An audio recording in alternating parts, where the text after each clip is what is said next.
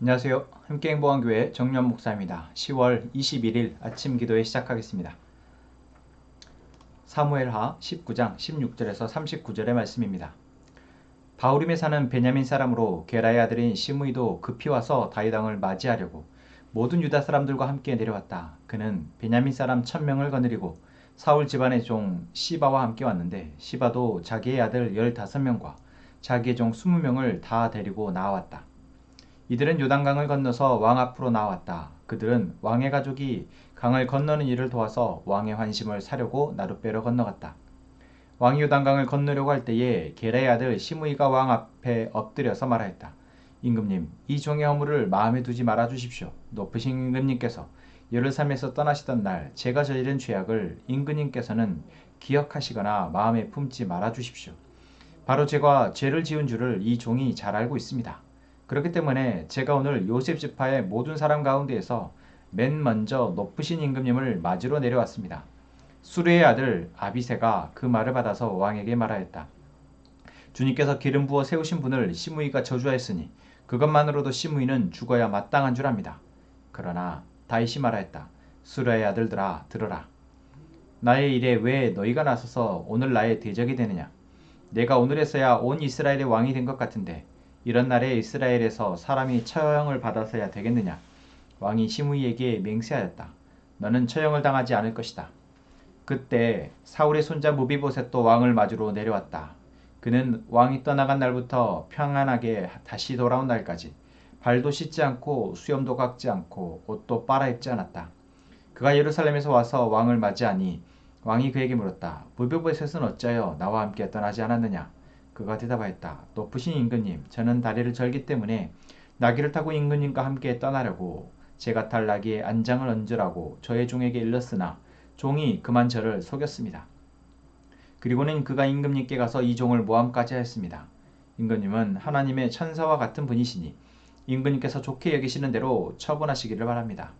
제 아버지의 온 집안은 임금님에게 죽어도 마땅한 사람들 뿐인데 임금님께서는 이 종을 임금님의 상에서 먹는 사람들과 함께 먹도록 해주셨으니 이제 저에게 무슨 염치가 있다고 임금님께 무엇을 더 요구하겠습니까?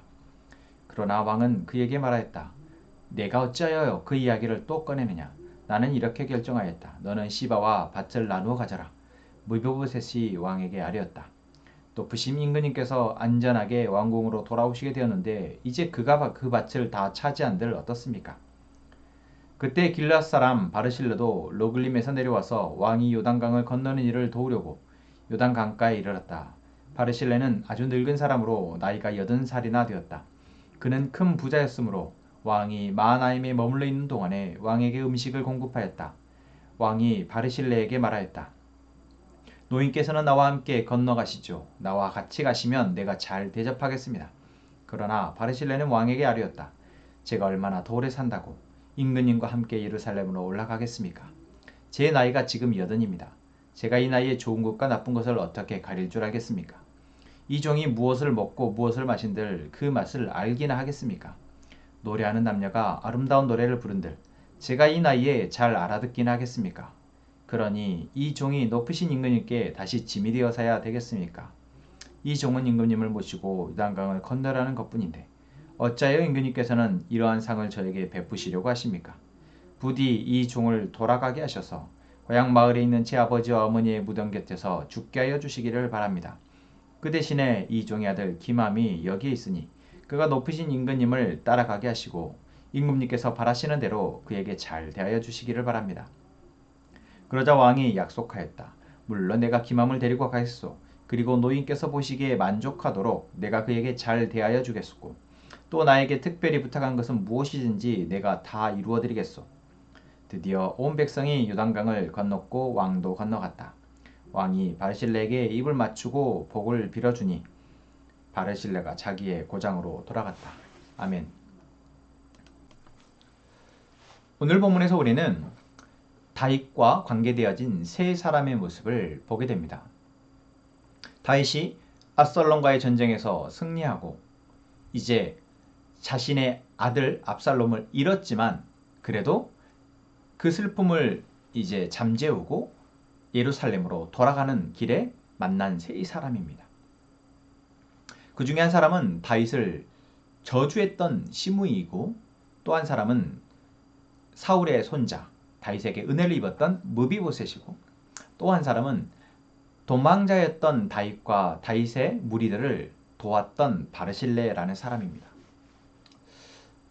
오늘 이 다윗과 세 사람의 모습을 통해서 우리는 우리와 타인과의 관계에 대해서 다시 한번 생각해 보기로 원합니다. 그리고 나는 지금 그들을 향해 어떠한 마음을 갖고 있는가? 그리고 이 마음은 지금 어디에서 시작되어진 마음인가? 한번 보기로 원합니다. 먼저 다윗과 시므이의 관계를 봅시다. 시므이는 지난번 다윗을 저주했을 때도 그렇고, 오늘 다윗이 귀환할 때 가장 앞서서 다윗의 환심을 사기 위해서, 어쩌면 자신의 죄를 용서받기 위해서 앞장서서 나와서 무릎 꿇고 거침없이 자기의 죄를 고백하며 살려달라라고 말하는 걸 보면 참 상황 판단이 빠른 사람, 그리고 그 상황에 따라서 자기가 저주의 말도 거침없이 내뱉고, 또한 이렇게 무릎 꿇고 살려달라고 외치는 것도 그렇게 어렵지 않은 사람입니다. 우리 주변에도 참 있지 않습니까? 나는 이미 상처 입었는데 자기는 자기 할 말 다 하고 또 뭐 괜찮다고, 미안하다고 그냥 쿨하게 하는데, 나는 이미 그 사람이 했던 말과 행동을 인해서 상처투성이가 되었는데, 그 사람은 아무렇지 않은 것처럼 나는 뭐 미안하다고 했으니까 라고 할 때, 여러분 딱 시므이라는 사람이 그렇지 않습니까? 또한 무비보셋이라는 사람은 어떻습니까?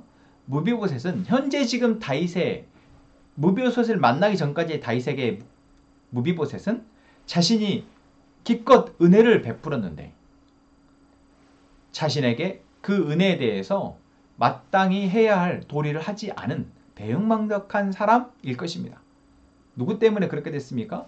바로 무비보셋을 섬기는 시바라는 사울 집안의 종의 거짓말 때문입니다.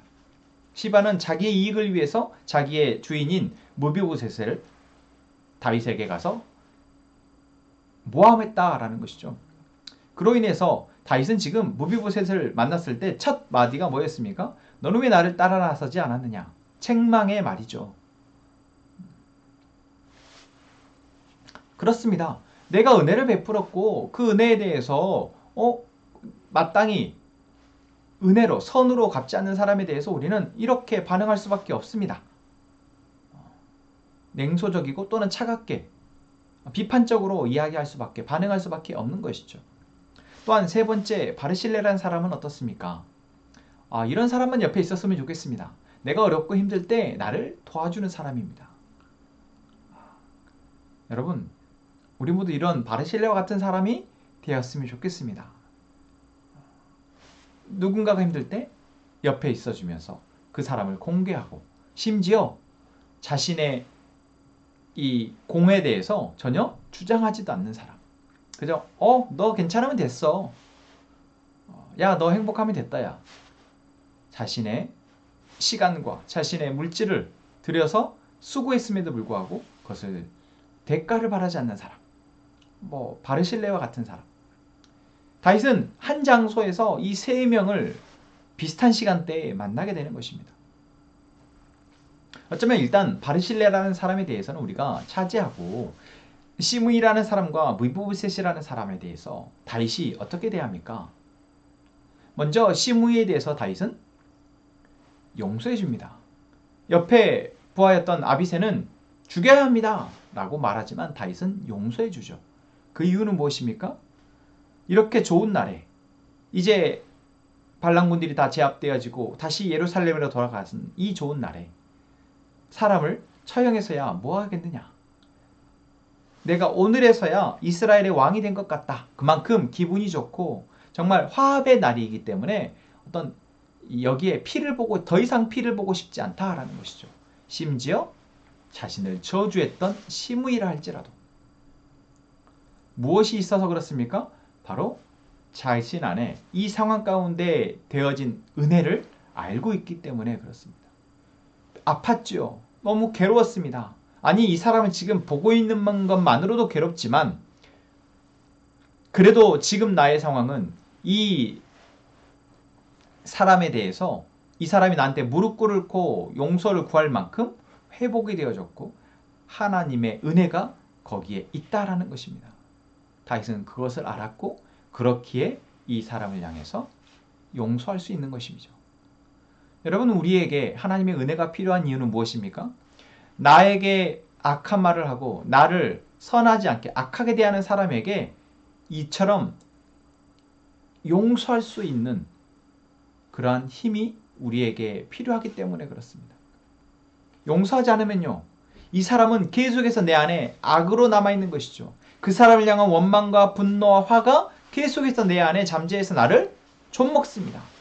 그러나 만약 내가 하나님의 은혜를 알고 그 은혜 가운데 있다면 오늘 다윗이 시므에게 하는 것처럼 내게 지금 하나님의 은혜가 충만한데 내가 내 입술로 내 안에 이 하나님의 은혜로 충만한 기쁨의 감정에 뭐하러 당신을 향해서 원망의 말, 어떤 그 생각을 떠올려 이것을 소멸시키겠습니까? 라는 것이죠.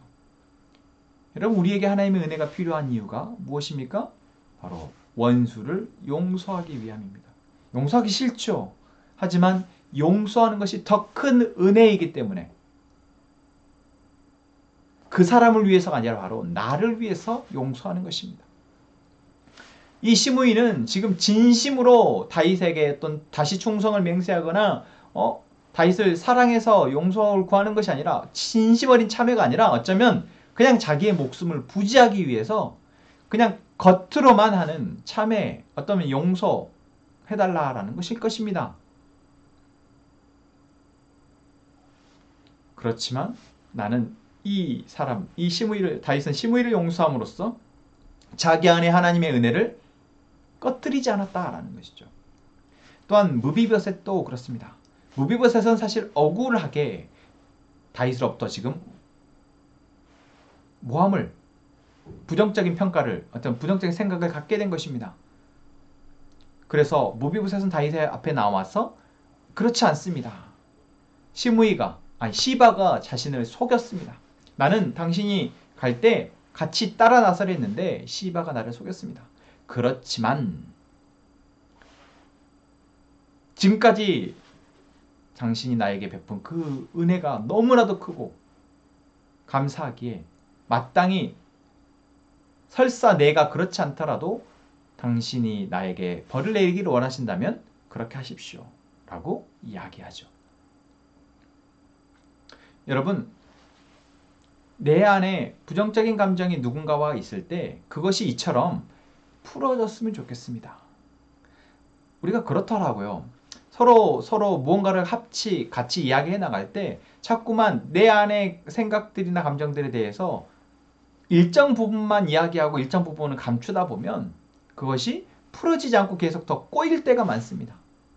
그런데 오늘 무비보셋과 다윗과의 이 시간처럼 내 안에 있던 생각들과 이것들을 다 내어놓고 그리고 그것을 변명이 아니라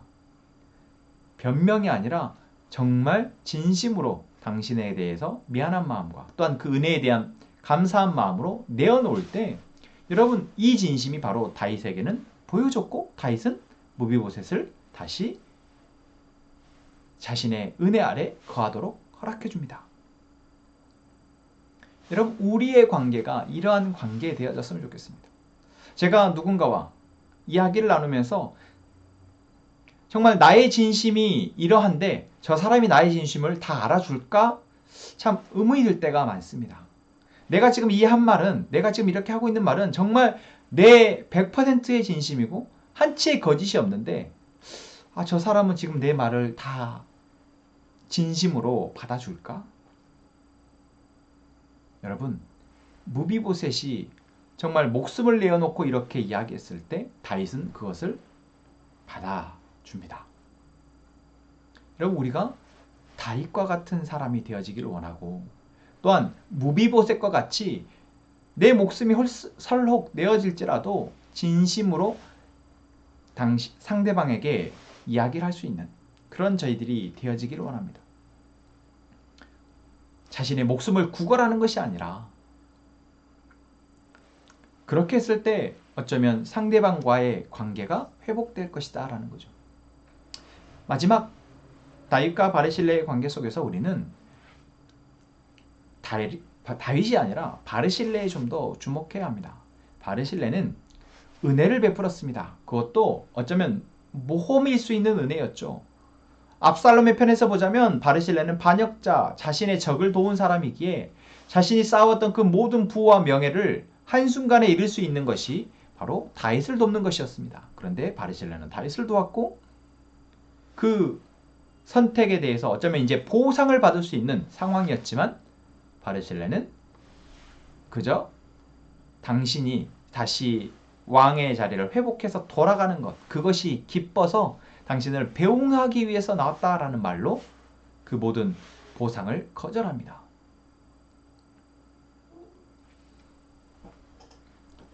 여러분, 우리에게 바르실레와 같은 여유가 있었으면 좋겠습니다. 그 여유는 어디에서 오는 것입니까? 하나님에게서 오는 것입니다. 하나님이 나의 삶을 주장하셨고 나의 삶의 마지막 순간까지 하나님이 공급하시는 것으로 나는 만족하며 자족하며 살아가리라. 그렇기에 내게 주어진 것 이상의 또는 내가 한 것에 대한 대가를 충분히 내가 받지 못한다 할지라도 나는 그것을 요구하거나 그것을 기대하면서 내 마음 안에 이 실망감을 갖지 않겠다. 여러분, 이러한 각오와 결단이 우리에게 있었으면 좋겠습니다. 그리고 이 결단은 무엇으로 이어집니까? 바로 자기 자녀 김함, 아들을 다윗에게 부탁을 하는데 이제 이 김함은 다윗 왕 옆에서 어쩌면 자기 아버지 다윗이 베풀었던 그 은혜의 대가를, 보상을 받겠죠. 그렇습니다. 우리는 바르실레와 같이 지금 내게 주어진 이 은혜에 대해서 만족하고 감사하고 그렇기에 세상의 것에 욕심을 더 내고 더 많이 갖고 더 취해서 내가 이것으로 내 가족을 살리겠다. 내가 이것으로 나의 삶을 더 풍요롭게 만들겠다라는 그러한 어리석은 욕심을 버렸으면 좋겠습니다. 이것이 결국 하나님의 은혜로 살아가는 사람들의 모습입니다. 다윗 역시 바르실레 역시 하나님의 은혜를 알고 그 은혜 가운데 충만하게 이렇게 원수도 용서할 수 있는 것이고 자기에게 오해할 수 있는 상황임에도 불구하고 그것에 대해서 진심으로 듣고 거기에 진심으로 반응할 수 있는 것입니다. 또한 바르실레처럼 하나님의 은혜를 알기에 더 많은 것을 욕심내지 않고 거기에서 만족하고 자신의 자리로 돌아갈 수 있는 것이죠. 오늘 우리 함께 행복한 가족 모두가 이러한 은혜를 누리며 살아가기를 원합니다. 기도합시다. 하나님, 오늘도 우리에게 말씀해 주시니 감사합니다. 오늘 다윗의 모습에서, 시므이의 모습에서, 무비보셋의 모습에서, 바르실레의 모습에서 우리의 모습을 보게 됩니다. 주님, 우리가 하나님 주시는 풍성한 은혜로 살아가기를 원합니다. 우리의 마음이 그 은혜로 가득하여 충만하여 나와 함께 살아가는 사람들을 너그러이 품을 수 있게 하여 주옵소서. 그 은혜가 충만하기에 그들을 용서하게 하시고 충만하기에 그들과 진실한 관계를 맺을 수 있는 여유가 있게 하시고 또한 이 세상의 것에 욕심내기보다 주신 것을 누리며 살아가게 하여 주옵소서. 하나님, 우리 함께 행복한 가족들 하루하루 그렇게 은혜 아래 살아가게 하시며 어떠한 상황이 벌어지더라도 하나님이 우리와 함께 하시며 우리를 돌보시고 우리로 승리케 하게 하심을 믿고 흔들리지 않게 하여 주옵소서. 하나님, 예리자매를 위해서 기도합니다. 하나님께서 예리자매를 사랑하시며 예리자매를 통해서 하나님의 사랑 안에 살아가며 하나님의 사랑을 전하며 살아가게 하실 것을 믿습니다. 주님, 이제 하루하루의 시간 가운데 배우고 경험하는 시간이 모두 다 하나님의 나라의 복음과 하나님 나라의 공동체를 세워가는 과정이 되게 하여 주옵소서. 하나님, 이 시간 우리의 가족들이 하나님 앞에 기도할 때 하나님의 뜻, 하나님의 나라를 위에 기도하게 하시며, 그렇기에 우리의 기도가 낙심되거나 멈춰지지 않고 계속해서 하나님의 나라를 이루어내는 기도되게 하여 주옵소서. 하나님 감사합니다. 예수님의 이름으로 기도합니다. 아멘.